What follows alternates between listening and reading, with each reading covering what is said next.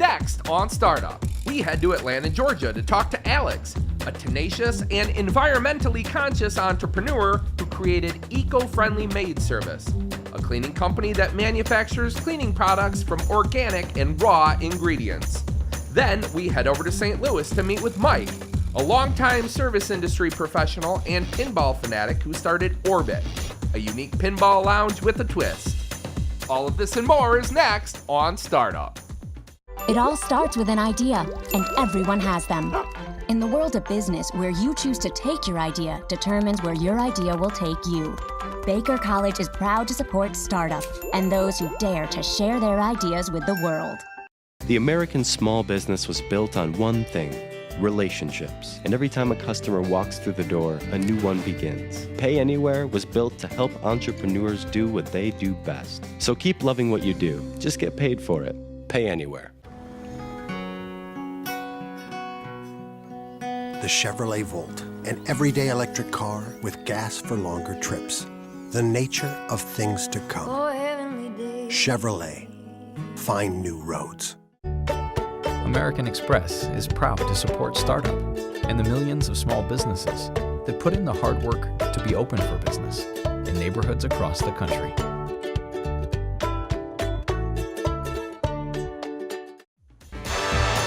My name is Gary Brado, and I'm a documentary filmmaker and an entrepreneur. The economy is in less than perfect shape, and when the jobs go away, there's nothing left to do but get up and get creative. And there are people all over America doing just that. It's estimated that up to 85% of new businesses fail. So I'm going coast to coast to hear the personal stories of the people who beat the odds and started a successful business from the ground up. This is Startup.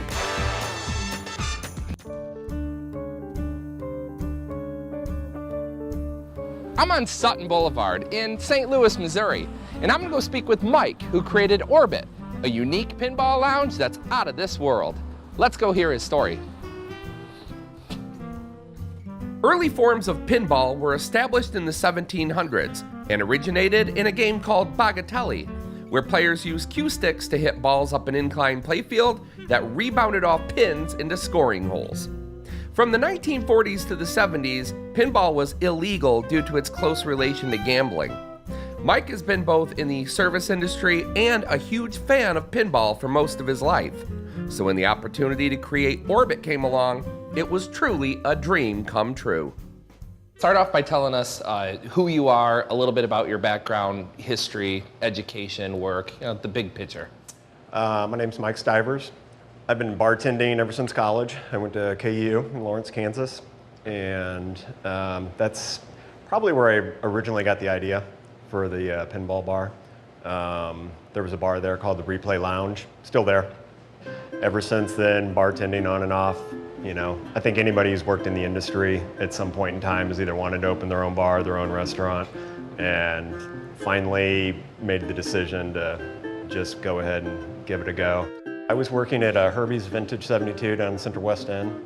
I had been there for about a year and a half, 2 years, when I decided that I was going to do this, and I started buying up pinball machines. I left Herbie's and really kind of started putting all my effort into it, and that was, I would say, lease negotiations probably took close to 6 months. Is there zoning considerations that you have to have, or change of use, and the number of liquor licenses that exist in an area, to kind of tell people about that? Getting approval from the city is number one. If the city doesn't like your idea, you're just not going to get anywhere.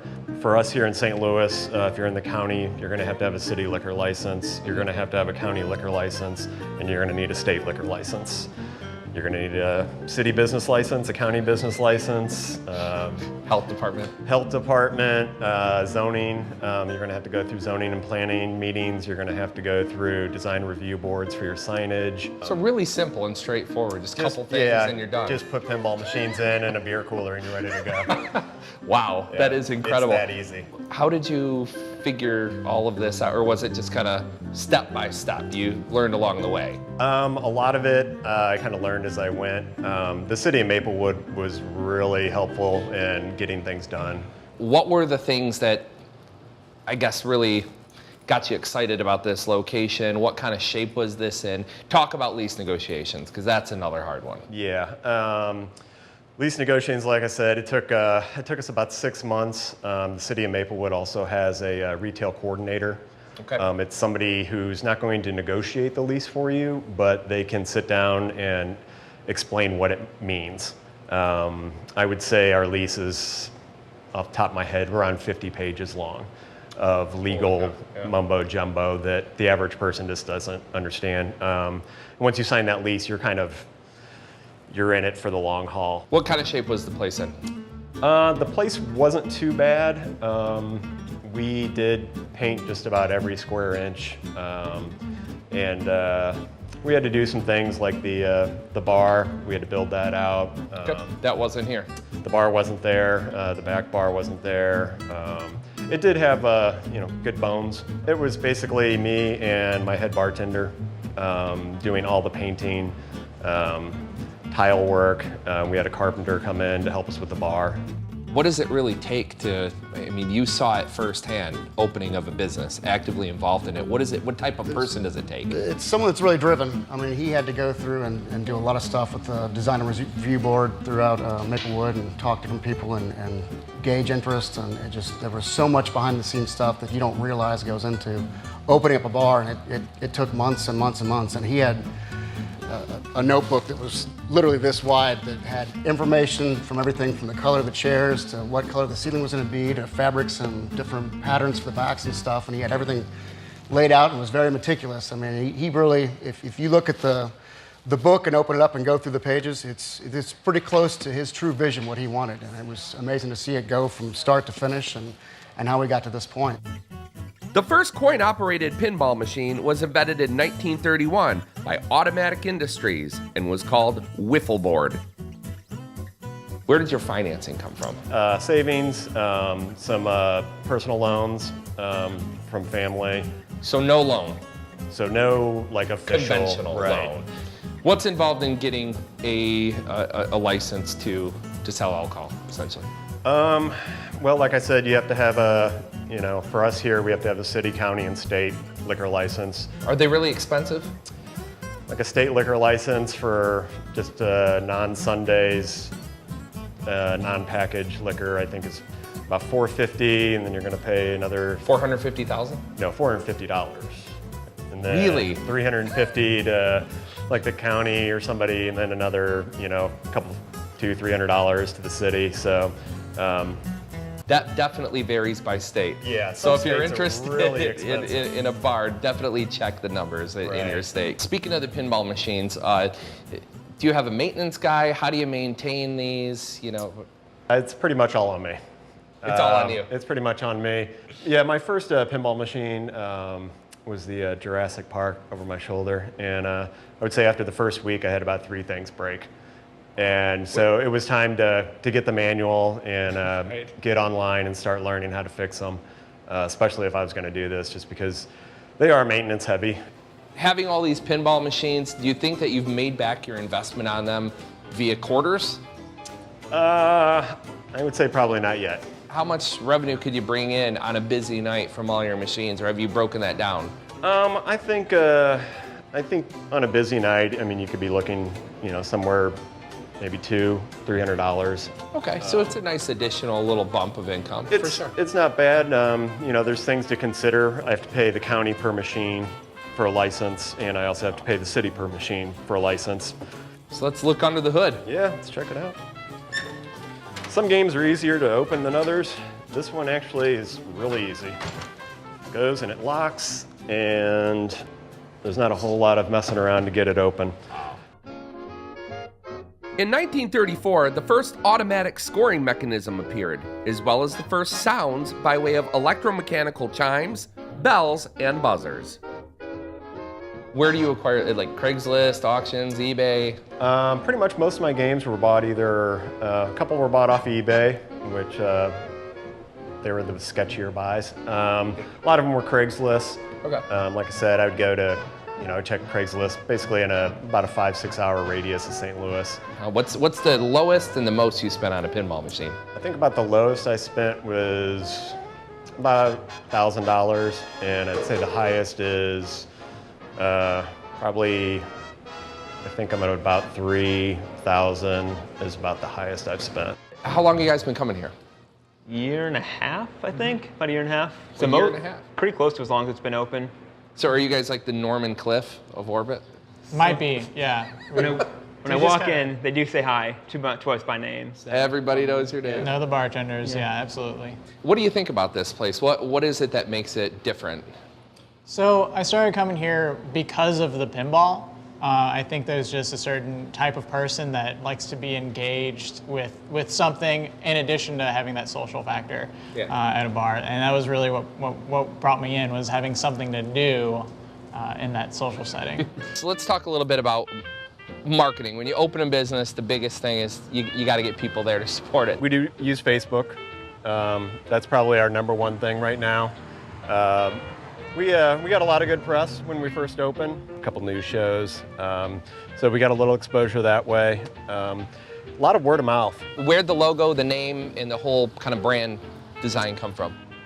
Originally, the name was going to be Tilt Pinball. There is a Tilt Arcade who was kind enough to give me and my lawyer some papers telling us not to use the name. So we had to go back, we had to change the name, change the logo, change the liquor licenses and all that stuff. I didn't think that through very well. Orbit's actually it's a term in pinball. It's a shot that goes all the way around. What's been what you could say your greatest hardship over the course of this whole experience? Probably just exhaustion. When you're going on 2 weeks with 1 day off, it just adds up. Yeah, that's probably one of the harder things with I would say a small startup business, the amount of time you have to put into it. What would you say to those folks that are going back into their shift at a corporate restaurant or whatever it is? What advice, encouragement, sense of hope would you give to them? I mean, it's doable, When I was jumping through all the hoops and paperwork and things, there were times when I sat down and I was like, I know there's people who barely speak English that have businesses. So if they did this, I can do it too. Yep. It's I guess the biggest thing I would say to anybody that wanted to start something, you got to do your homework. So keep your eyes wide open. Don't fool yourself. Right. Yeah. Things just don't happen. You gotta work at it to make them happen usually. There are a million ways to start a business, but how did Mike do it? Well, let's find out. He started with around $1,000 in the bank and a credit score of 725. It cost $125,000 to open the business that he acquired through a small business loan and credit cards. He turned a profit in year 1 with $198,000 in sales. The one word that Mike said he would use to describe what it takes to make it in business is money.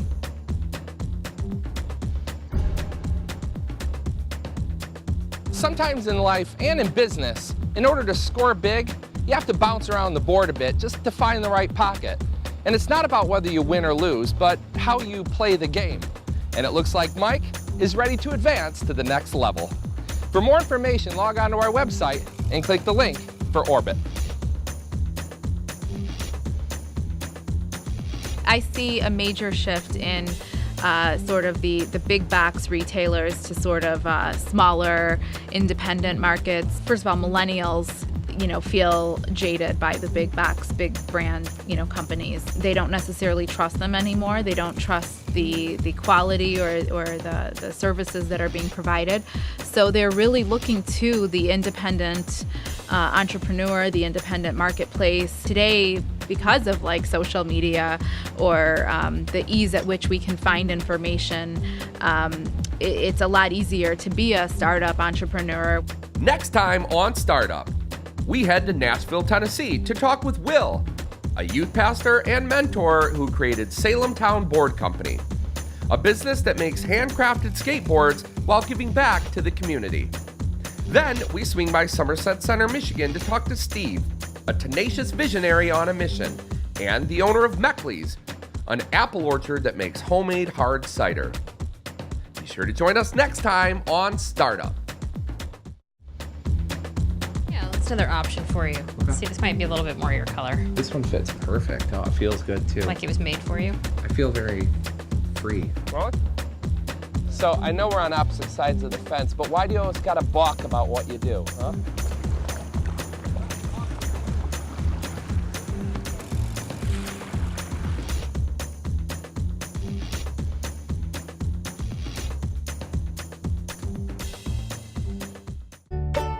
American Express is proud to support startup and the millions of small businesses that put in the hard work to be open for business in neighborhoods across the country.